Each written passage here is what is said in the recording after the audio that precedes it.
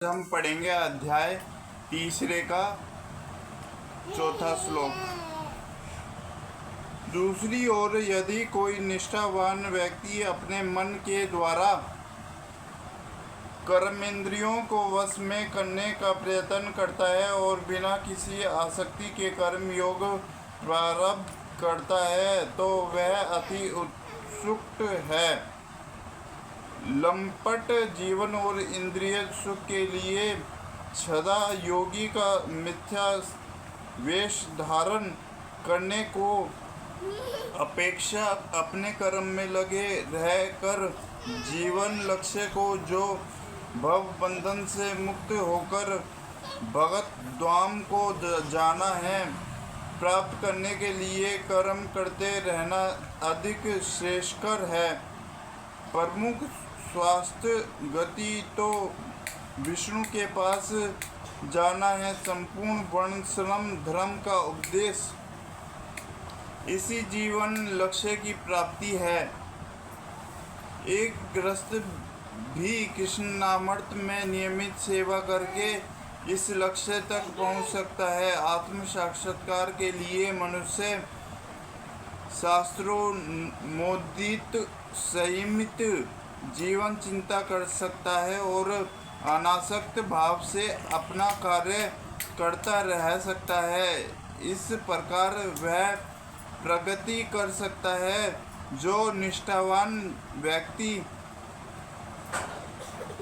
इस विधि का पालन करता है वह उस पाखंडी दूरते से कहीं श्रेष्ठ है जो अबोध जनता को उन्ने के लिए दिखावटी आध्यात्मिकता का जामा धारण करता है। जीविका के लिए ध्यान धरने वाले प्रवचक ध्वनि की अपेक्षा सड़क पर झाड़ू लगाने वाला निष्ठावान व्यक्ति कहीं अच्छा है।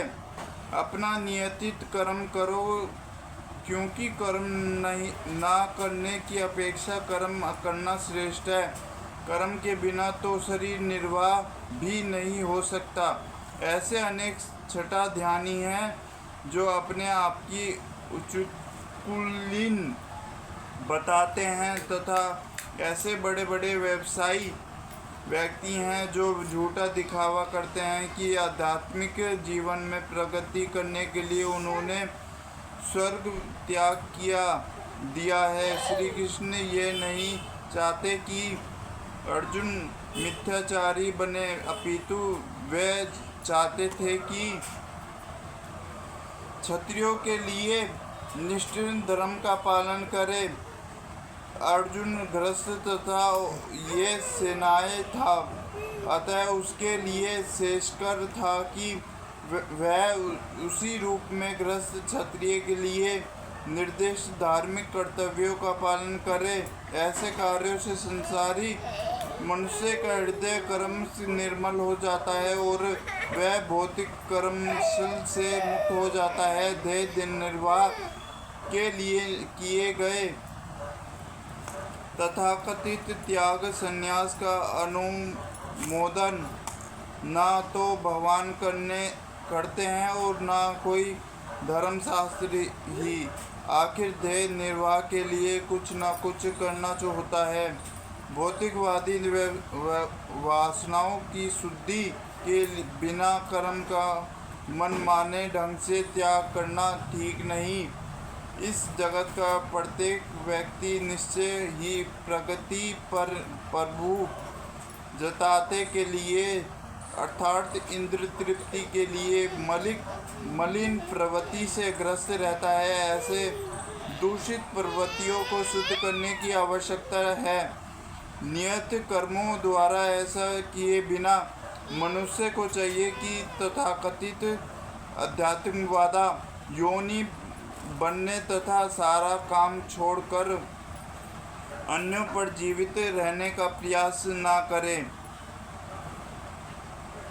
क्योंकि मनुष्य को शरीर के निर्वाह के लिए भी कर्म करना होता है, अतः विशिष्ट सामाजिक स्थिति तथा गुण को ध्यान में रखकर नियत कर्म इस तरह बनाए गए हैं कि उस उद्देश्य को पूर्ति हो चुके हैं। यज्ञ का अर्थ भगवान विष्णु को सारे यज्ञ भगवान विष्णु के प्रसन्न के लिए वेदों का आदेश है। यज्ञों में विष्णु, दूसरे शब्दों में चाहे कोई निर्देश यज्ञ संपन्न करे या प्रत्यक्ष रूप से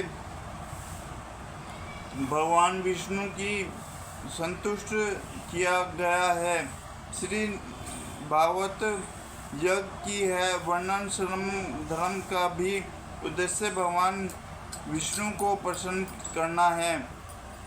अतः भगवान विष्णु की प्रसन्नता के लिए कर्म करना चाहिए। इस जगत में किया जाने वाला अन्य कोई कर्म बंधन का कारण होगा, क्योंकि अच्छे तथा बुरे कर्मों के फल होते हैं और कोई भी फल कर्म करने वाले को बांध लेता है। अतः कृष्ण विष्णु को प्रसन्न करने के लिए कृष्ण होने होगा, और जब कोई ऐसा कर्म करता है तो वह मुक्त दशा को प्राप्त कर रहता है। यही महान कर्म कौशल है। और प्रारंभ में इस विधि में यत्न कुशल मार्गदर्शन की आवश्यकता होती है। भगवत धाम की निर्देशन में यह साक्षात भगवान कृष्ण के प्रत्यंग आदेश के अंतर्गत जिनके अधीन अर्जुन को कर्म करने का अवसर मिला था, मनुष्य को परिश्रम पूर्वक कर्म करना चाहिए। इंद्रिय तृप्ति के लिए कुछ भी नहीं किया जाना चाहिए, अपितु हर कार्य कृष्ण के प्रसन्नता के लिए होना चाहिए। इस विधि से न केवल कर्म के बंधन से बचा जा सकता है, अपितु इससे मनुष्य को कर्म भगवान को वह प्रेमा भक्ति प्राप्त हो सकेगी और जो भगवत धाम को ले जाने में वाली है। सृष्टि से के प्रारंभ में समस्त प्राणियों के स्वामी प्रजापति ने विष्णु के लिए यज्ञ सहित मनुष्य तथा देवताओं की सतियों को रचा और उनसे कहा, तुम इस यज्ञ से सुखी रहो, क्योंकि इसके करने से तुम्हें सुख पूर्वक रहने तथा मुक्ति प्रदान प्राप्त करने के लिए समस्त वंचित वस्तुएं प्राप्त हो सकेगी। प्राणियों के स्वामी विष्णु द्वारा भौतिक सृष्टि के रचना बद्ध जीवों के लिए भगवत धाम वापस जाने का शुभ अवसर है। इस सृष्टि के सारे जीव प्रकृति द्वारा बंध हैं, क्योंकि उन्होंने भगवान श्री कृष्ण विष्णु का कृष्ण के साथ अपने समस्त को भुला दिया है। जैसा कि भगवत गीता में कहा गया है, भगवान का कथन है कि वेदों का उपदेश मुझे समझना। वैदिक स्थितियों में कहा गया है, पति जीवों के स्वामी श्री भगवान विष्णु हैं। श्री सुखदेव गोस्वामी ने भगवान को अनेक रूपों में पति कहा है। हरे कृष्णा।